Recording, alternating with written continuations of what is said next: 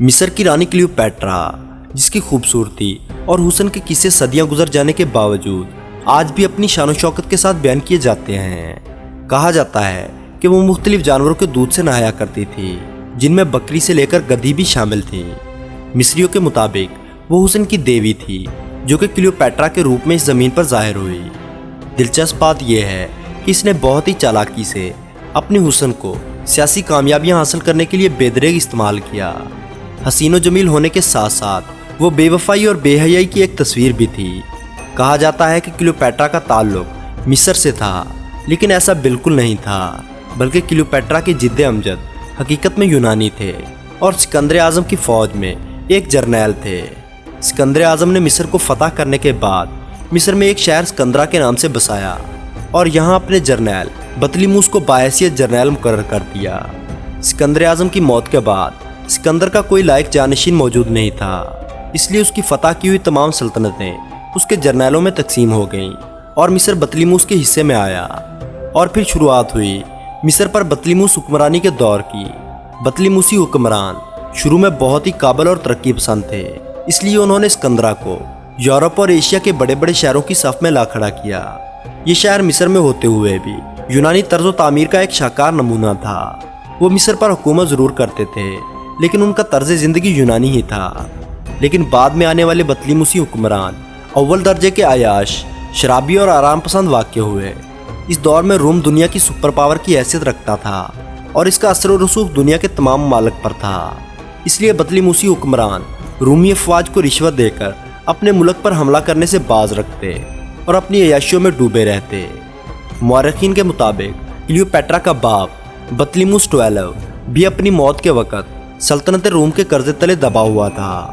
بطلیموس کی موت کے بعد اس کی سب سے بڑی بیٹی اور اس کا چھوٹا بیٹا بطلیموس 13 تخت حکمرانی کے مشترکہ وارث ٹھہرے۔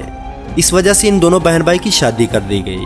دوستو، بہن سے بھائی کی شادی قدیم مصریوں کا رواج تھا۔ اس دور میں ایک بھائی سے اس کی بہن کی شادی کرنا کوئی بری بات نہیں سمجھی جاتی تھی، جس کی سب سے بڑی وجہ وراثت کو تقسیم ہونے سے بچانا ہوتا تھا۔ کلیوپیٹرا کے اپنے بھائی سے شادی میں کوئی اولاد نہ ہوئی تھی۔ کچھ عرصہ مشترکہ حکومت کرنے کے بعد کچھ سازشی درباریوں کی وجہ سے کلیوپیٹرا اور اس کے بھائی کے درمیان سخت رنجشیں پیدا ہو گئیں، جس وجہ سے کلیوپیٹرا کو راتوں رات مصر چھوڑ کر شام کی طرف بھاگنا پڑا۔ ان دنوں روم کے دو بڑے عہدیداروں پومپئی دا گریٹ اور جولیس سیزر کے درمیان ایک جنگ چل رہی تھی، جس میں پومپئی دا گریٹ کو شکست ہوئی اور وہ پناہ لینے کی خاطر روم سے مصر چلا آیا، لیکن کلیوپیٹرا کے بھائی بطلیموس 13 نے اسے ہلاک کروا دیا۔ اپنے حریف پومپئی دا گریٹ کے تعاقب میں جولیس سیزر بھی مصر آیا اور کچھ دن مصر میں قیام کیا۔ کلیوپیٹرا کو جب اس بات کی خبر ملی کہ رومن سلطنت کا حکمران مصر میں موجود ہے، تو وہ بڑی بہادری کے ساتھ چوری چھپے محل میں داخل ہو گئی اور جولیس سیزر کے سامنے حاضر ہو گئی۔ جولیس سیزر، جو کہ ایک ادھیڑ عمر شخص تھا، کلیوپیٹرا کے حسن اور خوبصورتی کو دیکھ کر پہلی نظر میں اس کے عشق میں گرفتار ہو گیا اور کلیوپیٹرا کی زبان بولنے لگا۔ یہ دیکھ کر کلیوپیٹرا کے بھائی اور شوہر نے ان دونوں کے خلاف اعلان جنگ کر دیا، جسے سیج آف الیگزینڈریا کہا جاتا ہے۔ اس جنگ میں بطلیموس 13 یعنی کلیوپیٹرا کے بھائی کو شکست ہوئی اور وہ دریائے نیل کو عبور کرتا ہوا پانی میں ڈوب کر مر گیا۔ بطلیموس 13 کی موت کے بعد کلیوپیٹرا مصر کی ملکہ بن گئی، لیکن اسے اپنے خاندانی رسم و رواج کے مطابق حکومت کرنے کے لیے اپنے سب سے چھوٹے بھائی بطلیموس 14 سے شادی کرنی پڑی۔ دوستو، یہ شادی صرف نام کی شادی تھی، کیونکہ ان دنوں کلیوپیٹرا کا اصل شوہر جولیس سیزر تھا۔ جولیس سیزر کو کلیوپیٹرا اتنی پسند آئی کہ اس نے کلیوپیٹرا کے ساتھ رہنے کے لیے پوری سلطنت روم کو اپنے جرنیل مارک انٹونی کے حوالے کر دیا اور خود دن رات کلیوپیٹرا کے ساتھ عیاشیوں میں مشغول ہو گیا۔ جولیس سیزر کلیوپیٹرا کے حسن کا اس قدر دیوانہ ہو گیا تھا کہ وہ اسے مصر کی ہی نہیں بلکہ پوری سلطنت روم کی رانی بنانا چاہتا تھا۔ ان عیاشیوں کے سبب سیزر کے ایک بیٹے کی پیدائش ہوئی، جس کا نام کیزیرین رکھا گیا۔ سیزر تقریباً 2 برس کلیوپیٹرا کے ساتھ رہنے کے بعد کچھ بغاوتوں کو کچلنے کے لیے دوبارہ روم روانہ ہوا۔ سیزر کے جاتے ہی کلیوپیٹرا کے چھوٹے بھائی، جو اس کا شوہر بھی تھا، اس نے کلیوپیٹرا کی چھوٹی بہن کے ساتھ مل کر کلیوپیٹرا کے خلاف سازش کرنا شروع کی۔ اس سے پہلے کہ وہ اپنی سازشوں میں کامیاب ہوتے، کلیوپیٹرا نے ان دونوں کو زہر دے کر مار دیا۔ اب وہ اس دنیا میں بطلیموس خاندان کی وہ واحد فرد تھی۔ کچھ عرصے بعد سیزر کی فتوحات کے جشن میں क्लियोपैट्रा रोम रवाना हो गई, जहां उसे एक मलका जैसा इस्तकबाल मिला।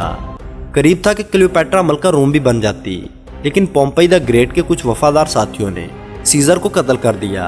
अब क्लियोपैट्रा के पास मलका रोम बनने का एक ही तरीका रह गया था कि इसका बेटा कैजेरियन रोम का हाकिम बन जाए।